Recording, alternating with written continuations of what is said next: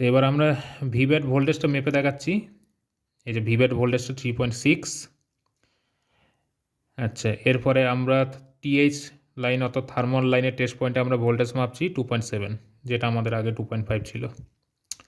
এরপরে মেপে দেখাচ্ছি আইডি লাইন বিএসআই লাইনে, যেখানে ভোল্টেজ পাচ্ছিলাম না 1.7, এবং পাশেরটা তো লাস্ট গ্রাউন্ড রয়েছে।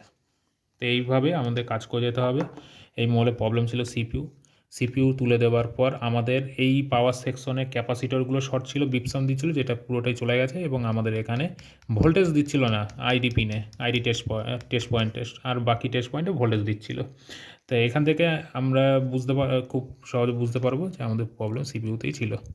আমরা পাওয়ার সুইচে ভোল্টেজটা মেপে নিচ্ছি। এখানে 2.6 দেখাচ্ছে, যেখানে আমাদের সিপিইউ লাগানো অবস্থাতে ভোল্টেজ দিচ্ছিল 1.9 বা এরকম একটা ভোল্টেজ দিচ্ছিল, 2 পয়েন্টের কাছাকাছি, কিন্তু এখন ভোল্টেজ অনেকটাই চেঞ্জ হয়েছে, 2.5 হয়েছে।